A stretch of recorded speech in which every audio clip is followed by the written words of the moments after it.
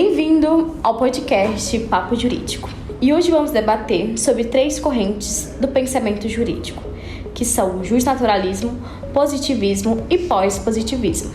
Eu sou a Maria Eduarda de Miranda Barros e vamos entender mais um pouco sobre isso? Olá, eu sou a Paloma e irei debater um pouco sobre o justnaturalismo. Essa corrente defende que existem diversos direitos que vão além das leis que estão escritas, porque derivam da própria natureza humana, da moral ou até mesmo de princípios divinos. Em outras palavras, são direitos que existem independentemente de qualquer governo ou legislação. Certo. Então, segundo o justnaturalismo, há direitos que são anteriores e até superiores às leis do Estado? Olá, eu sou Karine e é exatamente isso. Um bom exemplo disso são as pessoas que se recusam a ir para guerras por motivos religiosos ou morais, como, por exemplo, os testemunhos de Jeová. Eles acreditam que seus princípios éticos e religiosos devem prevalecer sobre as obrigações impostas pelo Estado. E assim, tem outro exemplo bem conhecido aqui no Brasil que também podemos citar, que é a criação da Lei Maria da Penha. Essa lei de 2006 surgiu porque os movimentos feministas e as organizações internacionais pressionaram tanto o governo que eles tiveram que aceitar proteger as mulheres da violência doméstica. Ou seja, as ideias que foram debatidas, elas tiveram que ser aceitas pela lei. Isso se encaixa como um exemplo do justnaturalismo. Interessante, mas isso significa que o justnaturalismo sempre funciona sem problemas? Não exatamente. O grande problema é que os princípios morais variam muito de cultura para cultura.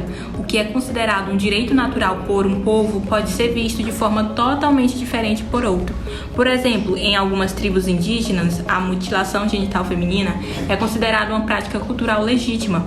Se seguíssemos apenas a lógica do justnaturalismo, poderíamos justificar isso como um direito natural, mas ao mesmo tempo isso entraria em choque com as normas jurídicas e com os direitos humanos. Oi, eu sou a Adriana. Agora, se a gente olhar pelo ponto de vista do positivismo, a coisa muda bastante. Essa corrente diz que o direito não depende da moral ou da natureza humana.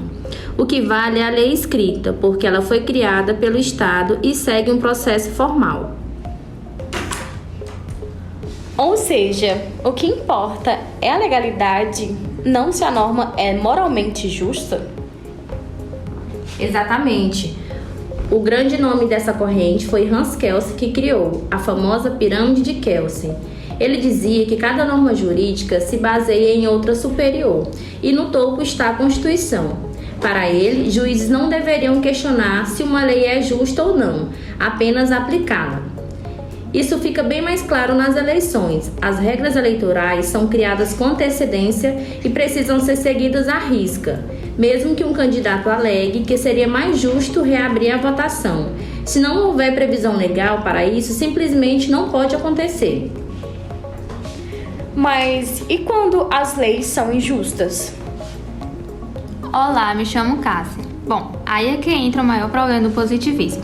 Um exemplo clássico é o movimento pelos direitos civis nos Estados Unidos, liderado por Martin Luther King Jr.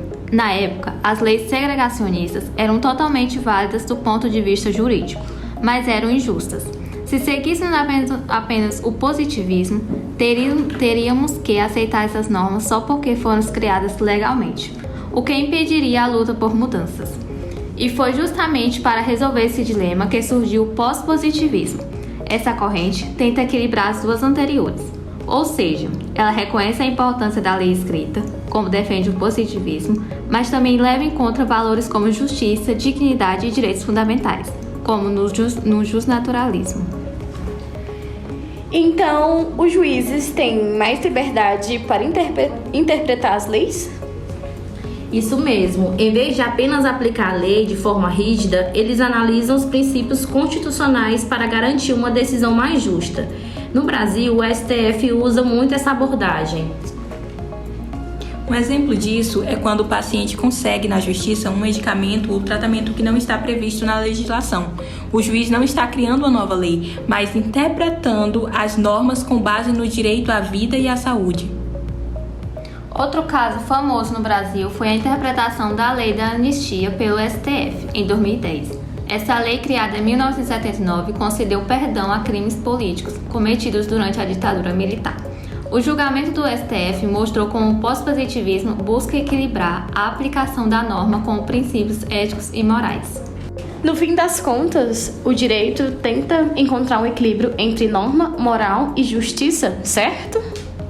Exatamente. Esse é um desafio constante porque as leis precisam ser respeitadas, mas também não podem ignorar os valores sociais e os ideais de equidade. Quando norma, moral e justiça entram em conflito, cabe ao judiciário interpretar as leis de forma mais justa possível, sem desconsiderar o sistema jurídico.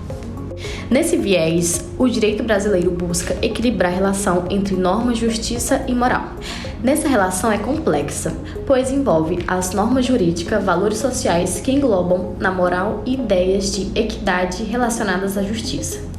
Quando norma, moral e justiça entram em conflitos, cabe ao judiciário interpretar a norma à luz dos princípios constitucionais, buscando soluções justas sem ignorar o sistema normativo. Muito bom! Acho que ficou bem claro essas 3 correntes de pensamento jurídico. Como funciona? É isso, meus queridos. Um beijo do podcast Papo Jurídico e até mais. Um beijão. Valeu, pessoal!